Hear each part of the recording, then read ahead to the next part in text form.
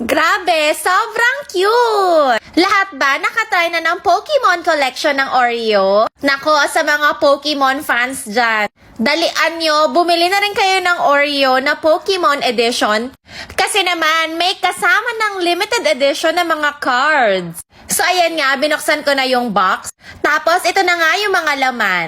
O diba, sobrang cute din itong plate ko, si Charmander. O akala nyo hindi ko kilala ha. Tapos ito naman yung mga Pokemon na Choco Banana Cream Edition.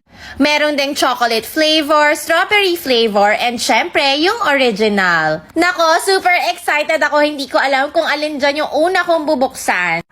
Ito na lang, si Pikachu Oreo kasi hindi ko pa talaga natatry ito.